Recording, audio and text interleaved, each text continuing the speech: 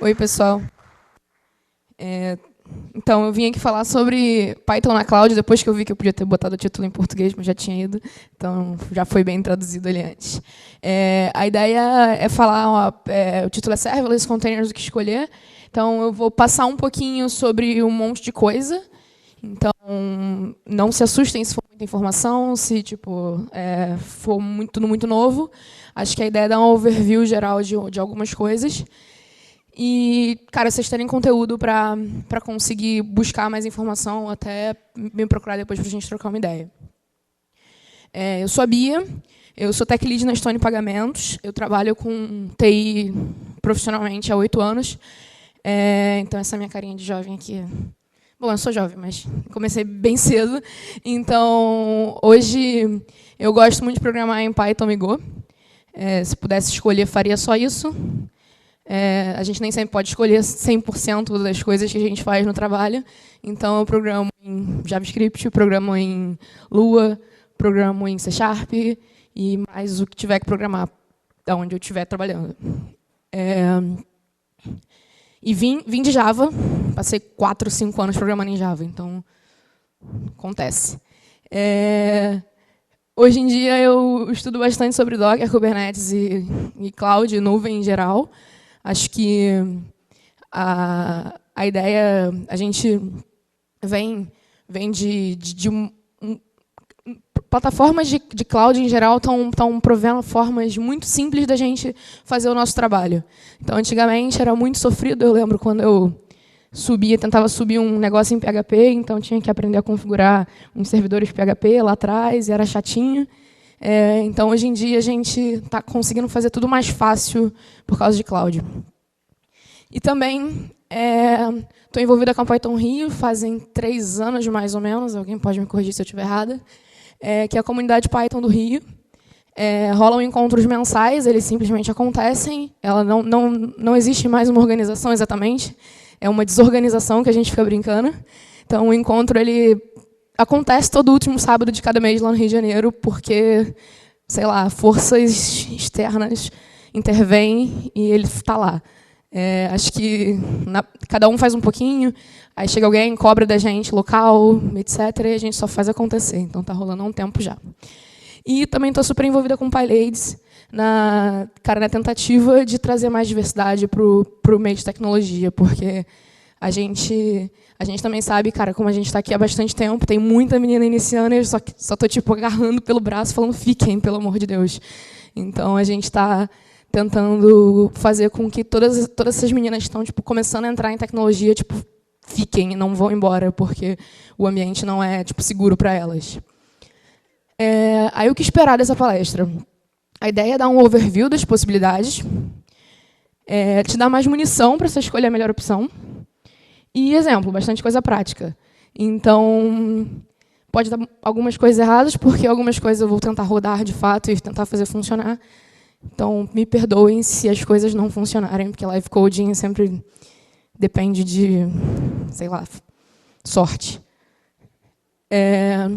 E aí, falando um pouco de cloud. Bom, as pessoas falam, não existe nuvem, é sempre o computador de outra pessoa. Isso é uma frase que ficou super famosa aí na história. E é verdade, foi verdade durante muito tempo, porque cloud era só outro computador que estava rodando, que não precisava ser necessariamente o que estava embaixo da sua mesa, porque eu já rodei alguns servidores em computador embaixo da minha mesa, e não parecia saudável, e não é de fato. Só que hoje em dia não é só isso. Então, a ideia é a gente também não pensar que é só outro computador. Não é só sobre servidores remotos, é sobre abstrações que vão tornar a vida dos desenvolvedores muito mais fácil e ajudar a construir sistemas e arquiteturas com alta qualidade. Então, quando eu estou falando sobre isso, eu não estou dizendo que cloud computing vai te dar tipo, um computador remoto para você hospedar seu negócio. Vai te dar uma série de abstrações para você fazer as coisas que você quer fazer de forma muito mais fácil. Então, você tem exemplo de abstração. Você tem banco de dados gerenciado. Ou seja, ao invés de ter que subir um banco de dados, não é só, troquei o meu computador, ao invés de ser o que está embaixo da minha mesa, é um que está na Califórnia. Não. O banco de dados agora não é mais você que gerencia ele, você está pagando para alguém gerenciar, e no caso Google, para você não precisar entender tanto de banco de dados a ponto de conseguir manter essa máquina. Servidores de arquivos também. A gente avançou muito a nível de servidores de arquivo, então a gente tem storages muito específicos para você conseguir guardar arquivos de forma mais segura. Você tem serverless, então serverless a gente vai entrar mais para dentro daqui a pouco. Mas a ideia, como o nome diz, você não está lidando, você está abstraindo o conceito de que seu código está rodando em algum lugar. Ele simplesmente funciona e você não precisa lidar com nada relacionado à infraestrutura. É mágico. E aí tem até tem um vídeo muito bom que eu não sabia se eu podia colocar aqui, porque era uma entrevista. Tem um cara que fala que cloud é a rede que vem pelo ar. Assim, não existe mais rede de computador, é rede que vem pelo ar. Também não é isso. Existe, todos os conceitos de infraestrutura eles estão lá, só que eles estão sendo abstraídos para um negócio que é mais simples para a gente lidar no nosso dia a dia. Na prática, eu não preciso ficar lidando com um cabo de computador hoje em dia por causa disso.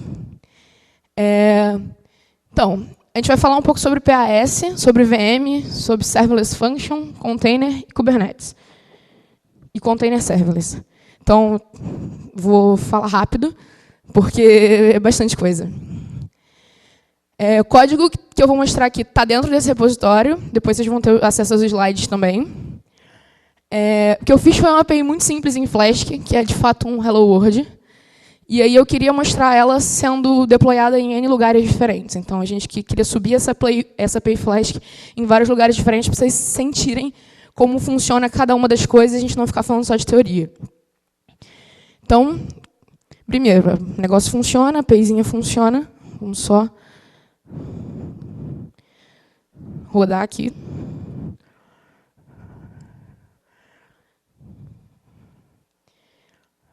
Eu não vou precisar dar o pip-env install, porque já está tudo instalado.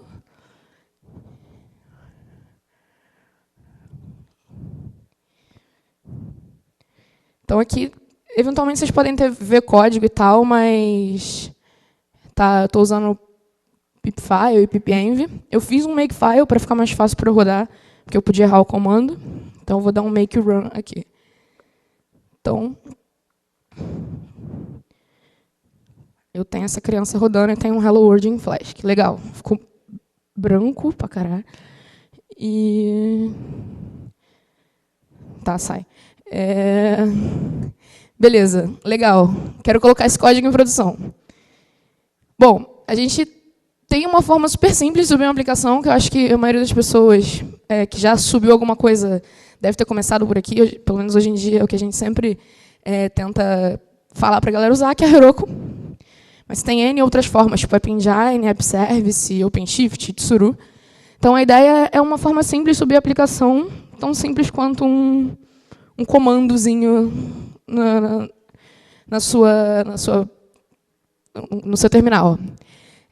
PAS é legal porque o custo inicial pode ser baixo. Se a gente está falando tipo de Heroku, é 0, para coisas muito pequenas, e aí vocês, em algum momento, vão tentar fazer um negócio muito mais específico e não vai funcionar. Você tem escalabilidade praticamente quase que de graça. No Heroku não é de graça para escalar, mas é bem barato também. Você tem simplicidade para o time de desenvolvimento. E você perde controle e autonomia sobre o seu ambiente. Nem sempre controle e autonomia são coisas que você quer quando você trata de hospedar a aplicação, porque com grandes poderes sempre vem grandes responsabilidades.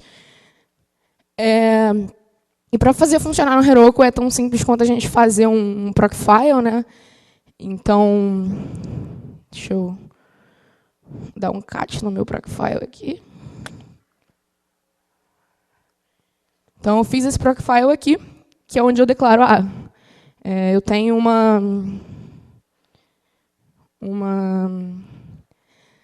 um processo do tipo web, e aí eu quero rodar esse Hello World com um unicorn. Então, basicamente, você tem que configurar o remote. Eu não vou configurar aqui porque já está feito. Então, o Heroku ele basicamente trabalha assim, em cima de repositório de Git. Então, você escala para um processo web. Eu já escalei, mas eu acho que eu posso tentar de novo. Não, peraí, PS.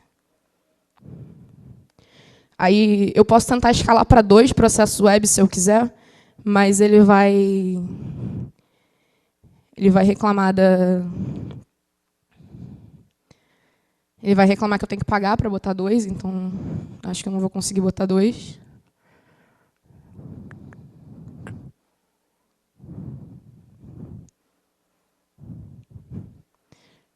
Ele está reclamando de app aqui. Bom, não vou tentar escalar de novo, não. E para subir é um git push Heroku master. Então, deixa eu ver se ele está configurado aqui o remote rapidinho.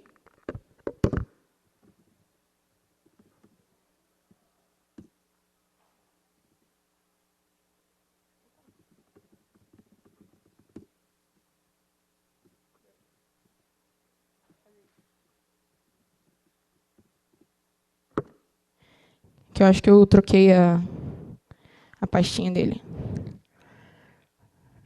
Bom, não estava configurado, eu tive que configurar o remote do Heroku. Ele trabalha como um repositório de Git remoto e para fazer um deploy é um push. Então ele vai lá, está reclamando aqui que... Reclama não, está me informando que ele não mudou nada do último deploy. E ter o nosso Hello World rodando em um lugar que todo mundo consegue acessar é tão simples quanto isso. Então, eu já não tenho mais o negócio que está rodando na minha máquina, já está rodando num lugar que qualquer um de vocês poderia acessar. Isso aqui é a forma mais simples da gente conseguir ter alguma coisa rodando, né? E aí, outras plataformas também vão ser quase tão simples quanto o Heroku. Tipo, no Google Cloud vai ser um G-Cloud Deploy, tem várias outras plataformas de PaaS que são tão simples quanto isso. Uma alternativa mais antiga é VM. Assim, antiga porque, no final, tudo vira VM, hoje em dia. Você não precisa lidar com elas na maior parte dos casos.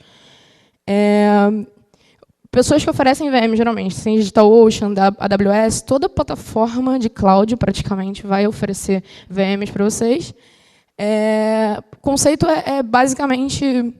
Cara, se vocês já tentaram rodar um Windows dentro de um Linux dentro de um Windows, é basicamente esse. A gente tem uma máquina gigante lá, um data center, e aí o pessoal, DigitalOcean, AWS, Google, para vender para vocês um pedacinho daquela máquina, eles não vão montar uma máquina pequena para você. Eles vão subir uma VM para você, aí você pega uma máquina do tamanho que você quiser, dentro daquela máquina grande. Então, você consegue rodar dentro de uma VM da mesma forma que você roda no teu computador. Você ganha controle e autonomia sobre o seu ambiente e precisa ser configurado do zero. Então, tipo, tudo que você vai instalar, tem que instalar o Git, vai instalar o Git. Você tem que ter maior preocupação com segurança, redes e infraestrutura em geral. Então, você tem um parque de VM, você escolhe manter, seja na cloud ou no data center físico, você vai ter que se preocupar com mais coisa. Em geral, o DigitalOcean acho que lida com patch de segurança para você. Então, acho que não tem muito problema. Quando você usa VMs em cloud, é menos pior do que você usar VMs em data centers próprios. E aqui, o que acontece? Você vai ter que lidar com máquinas em geral. Tipo, tem que lidar com sistemas operacionais, você vai ter que saber de um monte de coisa da sua infraestrutura. E era um negócio que a gente costumava fazer muito, e ainda faz, em alguns lugares, de ter uma infraestrutura mais antiga. Não é um caminho que eu aconselharia para vocês irem agora, hoje em dia, século XXI. É muita dor de cabeça lidar com máquina virtual. E existe, está lá, mas é melhor você usar abstrações, tipo plataformas as service, que rodam em cima de VMs. E serverless vem também do outro lado para abstrair para caramba esse conceito. Aí fica a grande pergunta, né? Como assim serverless? Não tem servidor? Tipo assim, o negócio roda na nuvem, na rede, que vem pelo ar. O negócio fica muito abstrato já. Calma. A arquitetura serverless, elas provém abstração em cima do servidor em que seu código é executado. Então, o servidor está lá, continua lá, mas você não precisa entender nada sobre ele. Absolutamente nada. Você não precisa saber se é Linux, você não precisa saber se é Windows, você não precisa saber nada. Você precisa saber que ele vai rodar lá e vai funcionar. E aí tem um artigo que eu acho muito legal do Martin Fowler sobre serverless, se alguém quiser ler, eu acho super legal. Te dá muita simplicidade. Custo, quando a gente está falando de custo de serverless, porque vocês vão ganhar um problema em plataformas de nuvem, né? Você tem que pagar pelo serviço. É um serviço que está sendo entregue para vocês precisam pagar por ele. E o custo de serverless é por tempo de execução. Isso é muito legal quando você está fazendo coisas pequenas, tipo, da mesma forma que a gente subiu muito simples no Heroku que foi de graça, muitas das coisas que você vai fazer com serverless, se você for receber pouca requisição, vai ser quase de graça também. Então, para você começar, vai ser muito barato. E é super escalável. É escalável em que nível? Cara, é tão escalável quanto as próprias, quanto o Google, quanto a AWS, quanto tudo deles. Porque, na verdade, vocês estão usando os servidores deles e vocês nem pedem quantidade de máquina. Vocês só jogam requisição e o negócio tem que retornar. Tem que funcionar. E para não ficar usando computadores o tempo todo para te dar um negócio que você paga por tempo de execução, você vai ter uma latência muito grande nos primeiros requests, porque é como se você estivesse acordando os seus computadores.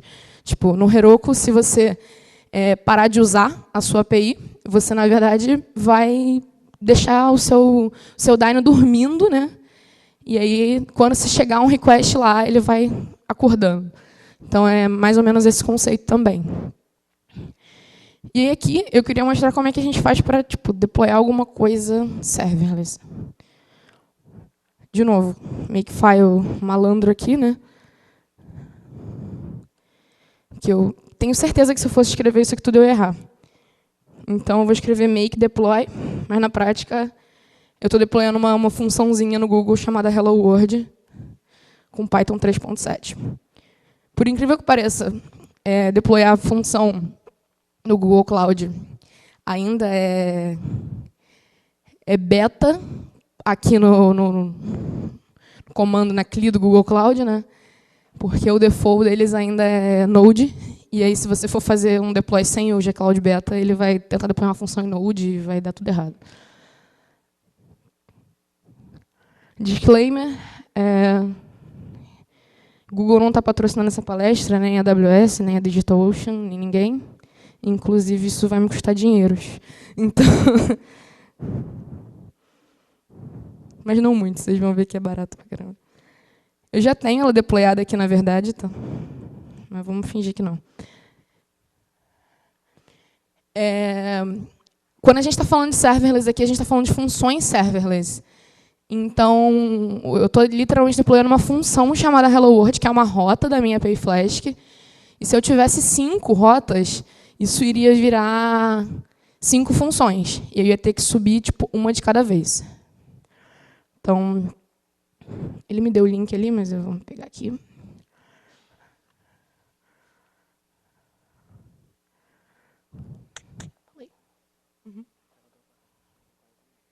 Tá bom.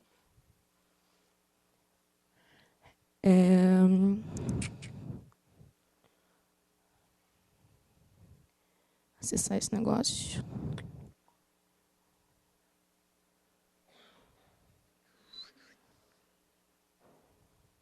Então, aqui vocês vão ver que eu estou acessando esse US Central. Deixa eu aumentar aqui.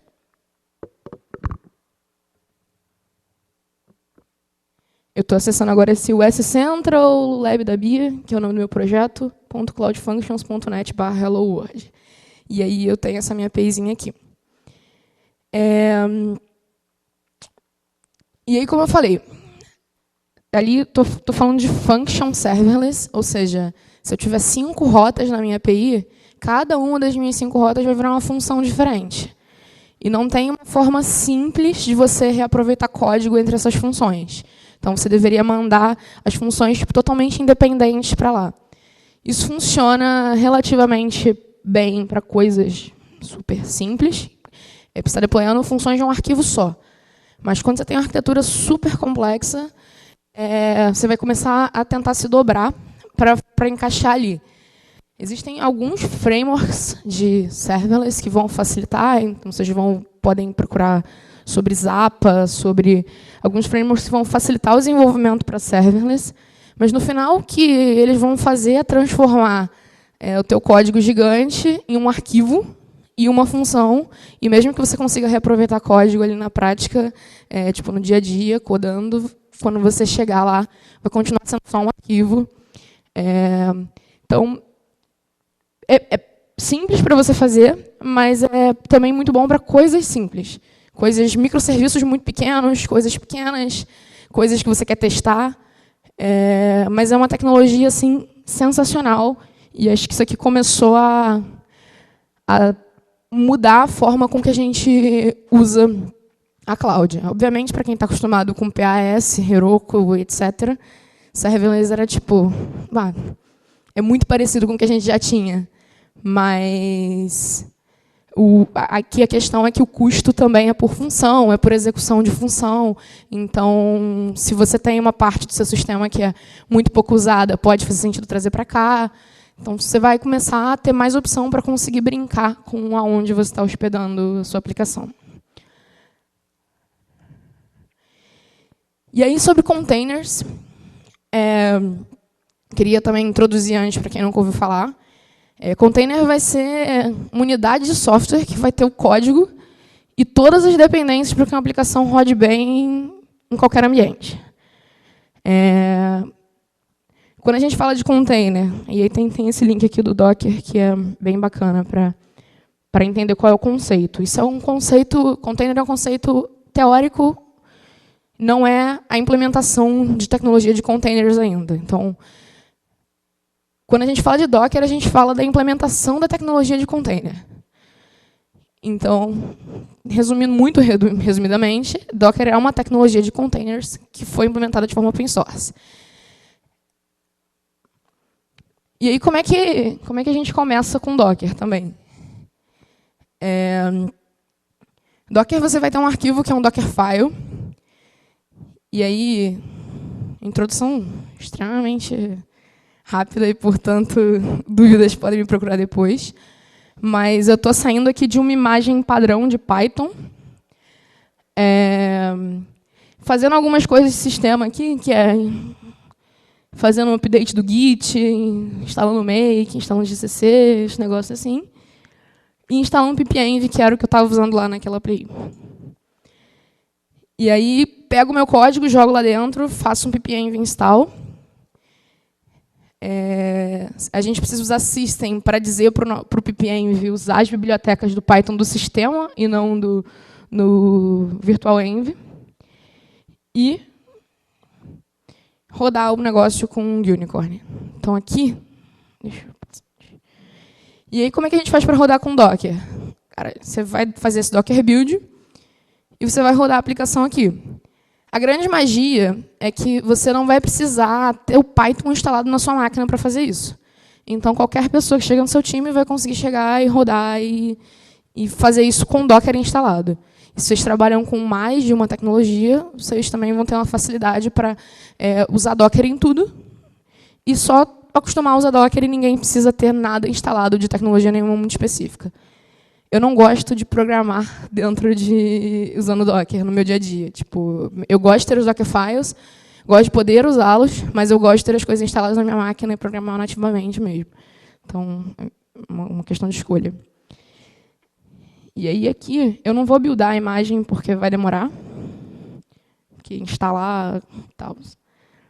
Mas...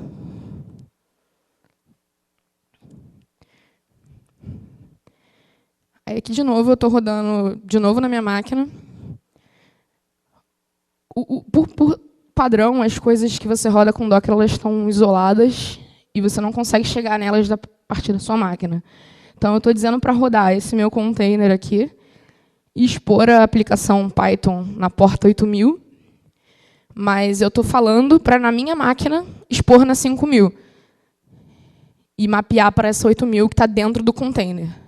Então, ele roda dentro da minha máquina, só que ele é separadinho.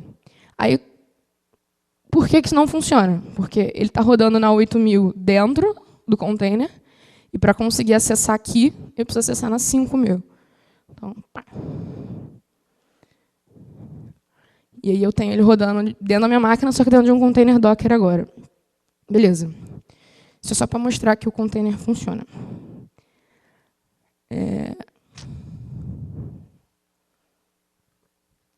E aí tem também uma tecnologia legal, que é o Docker Compose, que você pode rodar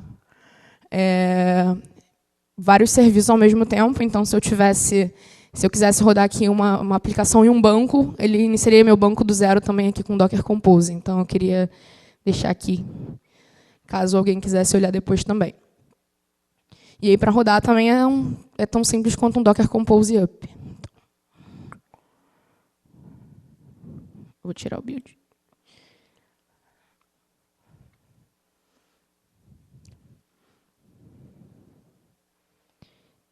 E aí toda essa introdução de Docker é só para chegar em Kubernetes, na prática. Então aqui eu também estou rodando na 5000 e vai continuar funcionando esse negócio aqui. Legal. Beleza. Introdução extremamente rápida.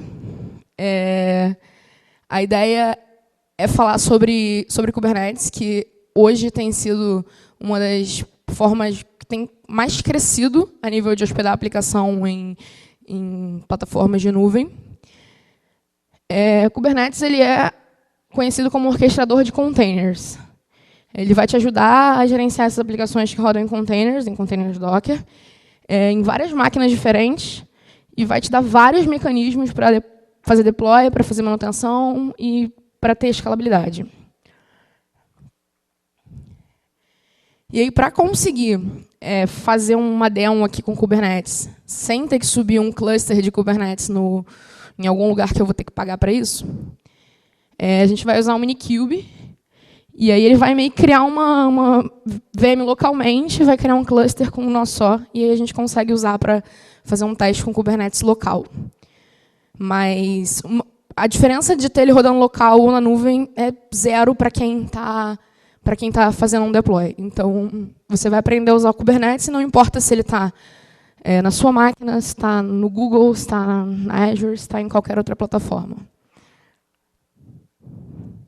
Então, para rodar o Minikube, você é basicamente um start nele. Você tem que dizer para ele que vai usar o seu ambiente Docker, senão ele vai tentar buscar as imagens num Docker Hub da vida, e a gente não está publicando a imagem em nenhum lugar, para ver o contexto que você está, isso com rich context. Então, vamos ver só se o meu carinha está configurado.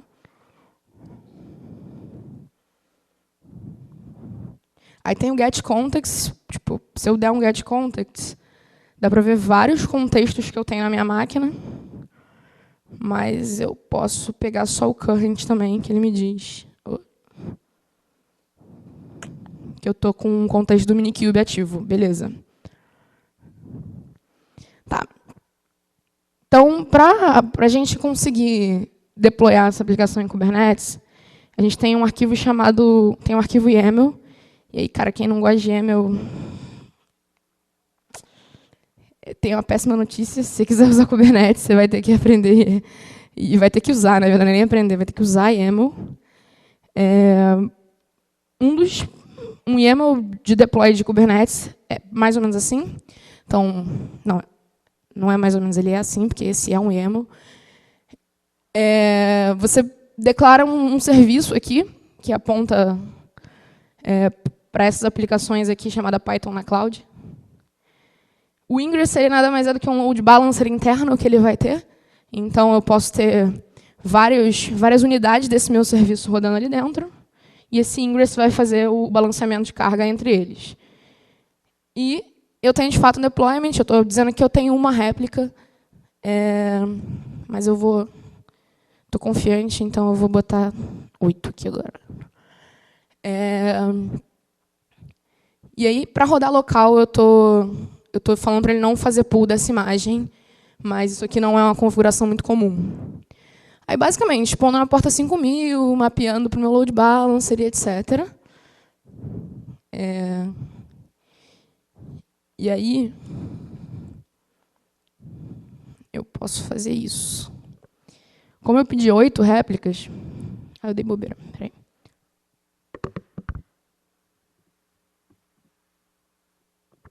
Deixa eu ver se eu vou conseguir.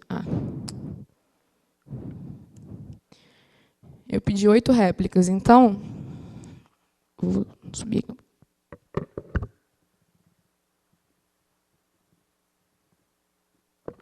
Dá para ver mais ou menos ele aqui criando container. Aí está rodando um ali, os outros ele ainda está criando. E eu acho que o meu watch está em 2 segundos, então está um tempo muito grande para o que eu gostaria. Vou só rodar de novo o negócio na mão.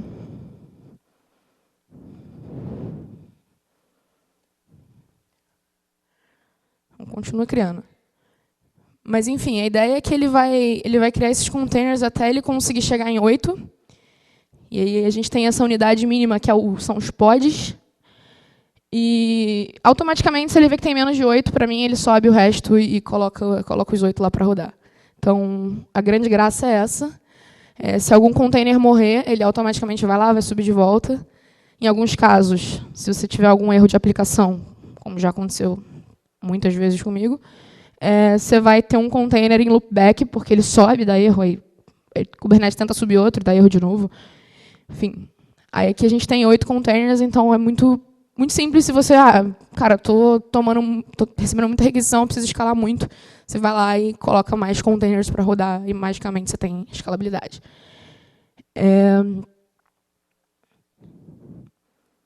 É aquilo que eu fiz, aqui minha largada ali. E se a gente quiser ver os nossos services, a gente pode fazer kubectl. História curiosa, eu sou tipo um robô às vezes. E aí eu comecei a escrever kubeclt quando eu estava aprendendo Kubernetes. E uma vez que eu errei, eu nunca mais consegui acertar. Assim, nunca mais não. Eu fiquei tipo quase um ano escrevendo kubeclt. Eu pensei em fazer um alias no Linux. Cara, só deixar kubeclt e aceitar o meu destino, mas eu estou conseguindo. Beleza. Então, eu consigo ver aqui os services. Minikube. Na prática, eu não tenho um IP externo para esse cara ainda, então, para conseguir acessar ele, eu faço isso. Aí, nice. Aí ele está rodando aqui, ó, 192, 168, 99, 100, etc. Isso aqui não é isso aqui é o IP que o Kubernetes escolheu para rodar dentro da minha máquina como Noli. Então, basicamente, a minha VMzinha tá rodando nesse IP aqui, local, na verdade, mas não é um... Se eu for aqui num... Isso aqui não vai funcionar, entendeu? Então, só curiosidade. Então, assim, para rodar um cluster de Kubernetes, eu até posso subir lá depois, se for o caso, um cluster no Google para ver rodando na cloud. Mas a diferença de colocar isso rodando na minha máquina ou de colocar rodando no Google, na prática, é só esse contexto. Então, se eu trocar de contexto aqui e for para um contexto chamado KongDev, que tem aqui, eu consigo deployar ele em outro cluster de Kubernetes muito facilmente com os mesmos comandos. Graça disso aí é o seguinte: você não está preso a uma plataforma específica de cloud. Então, uma vez que você faz as coisas com Kubernetes, você tem a liberdade de poder não usar uma determinada plataforma e começar a usar outra. Obviamente, curva de aprendizado muito maior do que fazer um git push Heroku Master. Tempo para fazer isso, dinheiro para comprar livro, curso, investir, ou até contratar alguém que entenda do negócio. Mas, no geral, você vai ter a plataforma que hoje em dia é escolhida pelo mercado para subir coisa em produção. Então, de forma que você não fica preso a nenhum servidor específico. Hoje em dia tem como você ter um cluster de Kubernetes hospedado em 2 plataformas de nuvem ao mesmo tempo. Então, eu posso ter metade dos meus servidores no Google, metade na Amazon, e eu consigo ter isso de forma totalmente gerenciada e isso ser totalmente abstraído para mim. Então, tem um ganho aí bem alto. E sobre container serverless, é um negócio que começou a surgir mais recentemente. É só demo, basicamente. parte da festa, que é... hoje em dia, a gente tinha muitos problemas de... Cara, para lidar com Kubernetes, tem que aprender tudo isso. Mas para subir serverless também, eu tenho que subir functions, e eu não quero fazer nenhum dos dois. Eu quero lidar com serverless como se fosse tipo containers Docker. E aí existe uma tecnologia hoje, acho que tem na AWS também tem, acho que é o Forte alguma coisa. Não. Container serverless. Fargate. Eu ouvi alguém assoprar e é isso mesmo. Fargate. Então, tem o Fargate da AWS, tem N outras empresas que também fazem a mesma coisa, não necessariamente Google. Mas a grande ideia aqui é que eu basicamente escolho uma imagem Docker, e aí eu posso tentar implantar uma nova revisão. Eu subi aquela imagem Docker num registro dentro do Google. Acho que não faz sentido entrar nessa parte aqui. E aí eu vou lá, escolho ela para fazer um deploy dela. Tem como fazer também via CLI, de forma automatizada, obviamente. Tal. Isso aqui foi eu fazendo os deploys e falhando.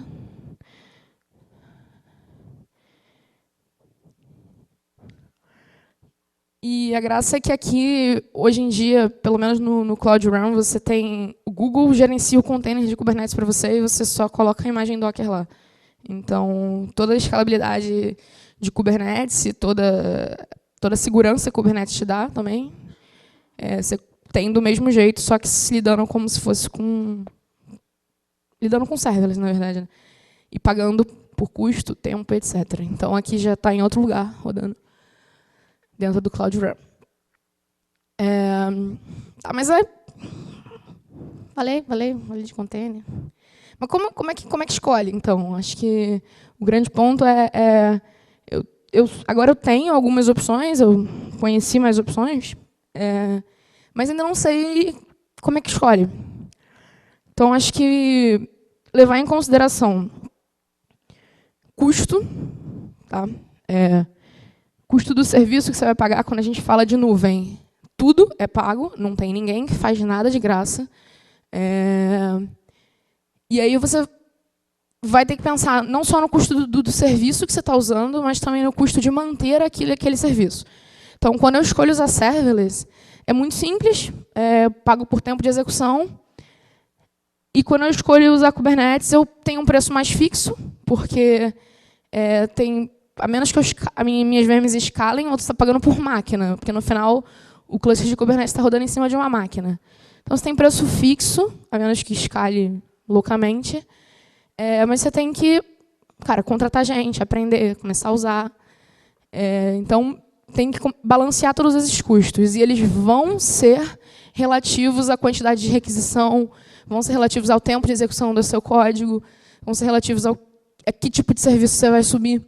Então, é uma análise que tem que ser feita sempre no detalhe para cada coisa que você vai subir. Também tem que levar em consideração a sua arquitetura. Não adianta você querer fazer um negócio serverless, functions, etc., se a sua arquitetura é extremamente complexa e, no final, ela caberia muito melhor dentro de um cluster de Kubernetes, porque serverless ele é muito bom para você fazer coisas menores. A menos que você use um framework complexo, mas é aquilo. Aí você não tem... É mais fácil você subir num cluster de Kubernetes e você fazer isso nativamente.